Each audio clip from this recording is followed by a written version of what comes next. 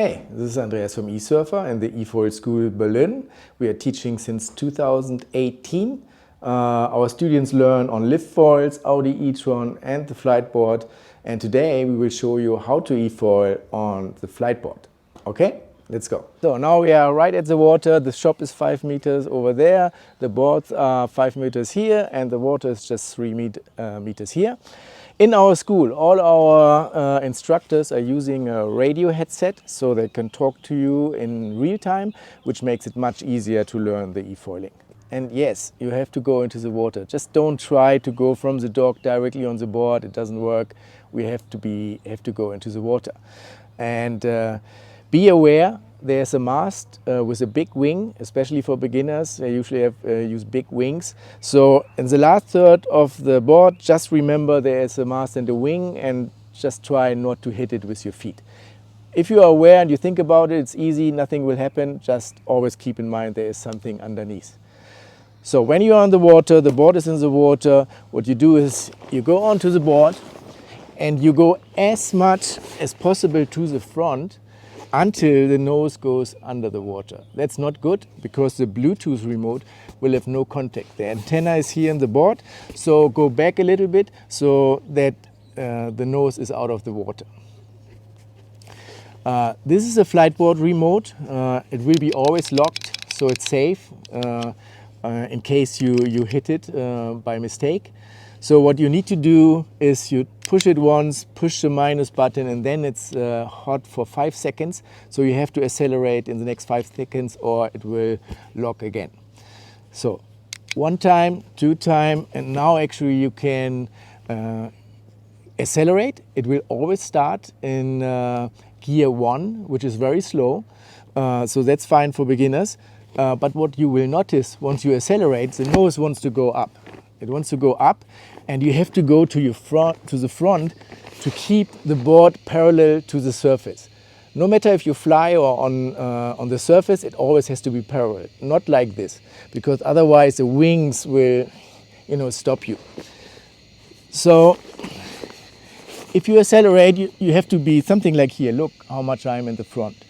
But if you go from the gas, you have to go to the back, because otherwise the nose will go underwater. The easiest way to move on the board, because you may have a wetsuit and a rubber pad here on the eFoil, is just use your elbows and your knees to go back and forth. Now we are riding while we are laying in gear number 1. Once you feel comfortable, you just push the plus button to accelerate to gear number 2. Don't worry, you will not get a huge push. You have 20 gears, but you will notice that you may need to go a little bit more to the front, right? Because the board is not parallel. Then you try 2, and then what we try to do together with the trainer, we try to find the right speed where you still feel comfortable, but at the same time the board is planning. You will hear this in the noise, and the trainer will actually even hear this via radio. But the idea is to find a speed that you feel fully comfortable to push full power, and that's not too fast for you. And then we actually go again a little bit, some curves, left and right. Be careful, never really go from the gas, because if you go from the gas, it's like turning off the motor of a plane. Yes, it will come down, but it's not the way you want it. So just very slowly release the trigger if you want to stop, otherwise the nose will go into the water. Once you feel comfortable in a certain speed, in a certain gear, and this depends on the weight, for some people it's gear number 3, for some it's 4, some it's 5, we will figure this out together with the trainer. Once you feel comfortable, the next step is to go onto your knees. In order to go to your knees, put your hands here and bring your knees forward. And look where I am at the board. I'm really at the first third of the board, and I need this actually to push the board down. If I would go from the gas, I have to go to the back. But if you are planning, you're really like a dog here at the board. Then again, we try some curves with right and left. And once you feel comfortable, we may want to try to fly a little bit while you are kneeing. I try not to waste too much time on this because people are getting so excited to fly while they're kneeing that they don't want to stop. But the goal is that you're actually standing on the board and flying. So that's why I try to keep this short. However, it's good to get the first feeling how a takeoff feels. So in order to take off, you have to bring your weight back very slowly, and at some point it will go up. And for the first flight, we just do it 1 second, and then we go to the front again and land. And then next time maybe 2 seconds, 3 seconds, and so on.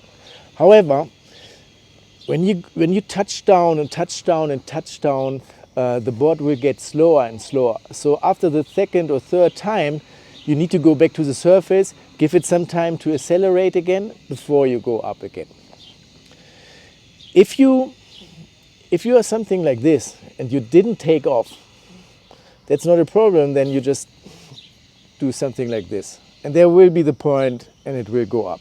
And you go to the front to go back to the surface. Yeah, that's it with kneeing. Next step will be to stand up. Now you have some experience on your knees, even with some touchdowns and flying. The next step is really to step up. Yeah? We want to stand on the board and fly. So for me, I'm goofy. The right leg is in front. So what I do is I take my right feet and put it in front of the right knee, like this. And then I stand up very slowly with all my weight to the front. All the weight is here, or 80% is on my front leg. And this is because I want to keep the board down. I don't want that it's fly, because it would be without control. I want to keep it down. And then we keep the speed. Remember, don't go from the trigger. And then we try to get warm on the surface with some curves, left and right. So all the weight is on your front leg to keep it down. Look how I'm standing, very wide, to the left and the right and to the front of the back, because this gives you enough room to very slowly put your weight into the one or the other direction. And I'm not standing like on a surfboard, neither do I stand like this. I stand like this. And usually one foot is in front of the handle on the right and the other one is behind the handle on the left. If you don't know if your right or left leg should be in the front, we usually do a small test with our students. So what we do is we give him a kick without letting him know that we will do this.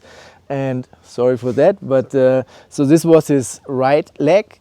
Is it right leg? Yes. Yeah, so this usually works 80–90% of the time. Once you feel comfortable on the surface with your board, it's time to fly.